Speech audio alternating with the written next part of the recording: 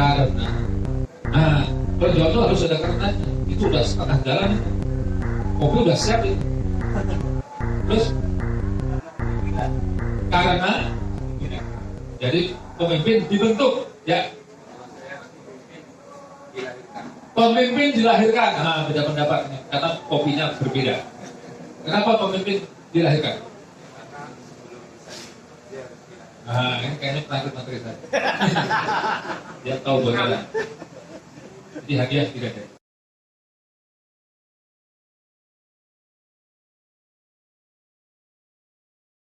Bentuk tidak dilahirkan.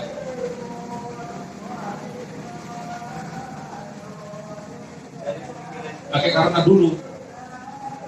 Karena.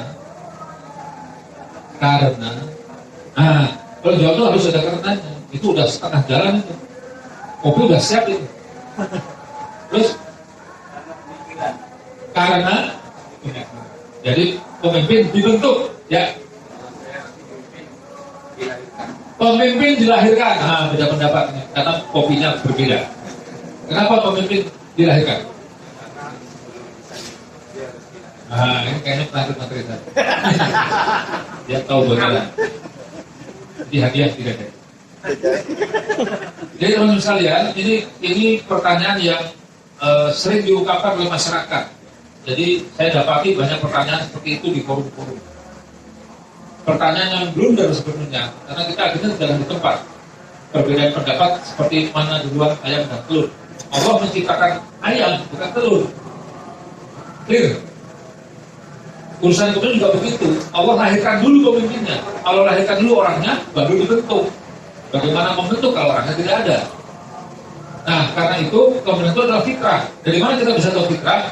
Karena hadisnya juga menyebut begitu. Ada banyak ya berkaitan ini. Tapi yang saya kutip adalah ini. Ini penggalan paling bawahnya. Kullukum ra'in wa kullu ra'in mas'ulun an ra'iyati. Setiap ada pemimpin dan setiap pemimpin akan dimintai pertanggungjawaban. Semua dimintai pertanggungjawaban, termasuk kepala negara. Maka hati-hati kalau kita mendapatkan amanah menjadi pemimpin. Itu pasti dimintai pertanggungjawaban. Dan pertanggungjawabannya tidak main-main.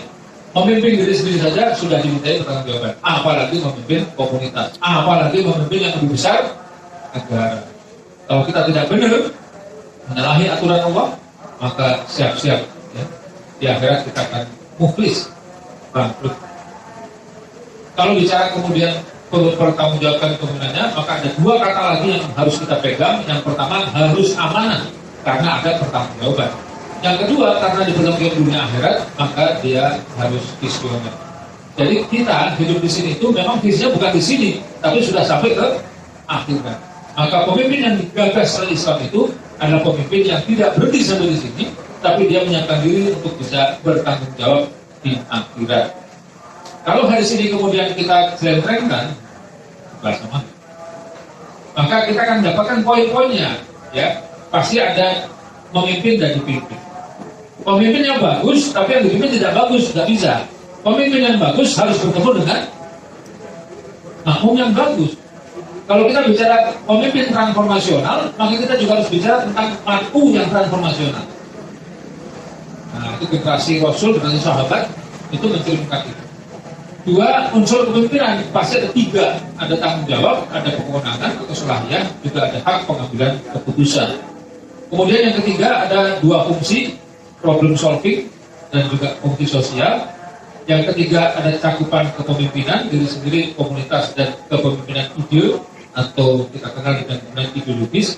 Dan yang terakhir, nah ini untuk memudahkan kita semua, intinya apa? Ada pengaruh di situ. Pengaruh apa? Karena kita muslim akan dipertanggungjawabkan, maka pengaruhnya adalah pengaruh ketaatan. Maka kalau kita bicara kepemimpinan transformasional, bisakah dia melakukan perubahan dari peradaban yang dulu sampai peradaban yang bagus? Maka sesungguhnya letak pertamanya ada di pengaruh. Pertanyaan berikutnya, pengaruh yang bagaimana yang membuat pemimpin itu bisa mengubah keadaan? Nah, kita saksikan dulu yang tadi. Ini yang tadi saya bilang Fuka. Fuka ini jauh sebelum Ghani. Ini masuk dalam kategori analisis kondisi lingkungan. Ada fenomena Fuka. Fuka itu singkatan dari volatile, uncertainty, complexity, ambiguity. Bergejolak, tidak pasti, ketidakpastian, kompleks dan akhirnya ambiguity. Sebesar-besarnya pengaruh hanya sampai kepada disruption, gangguan.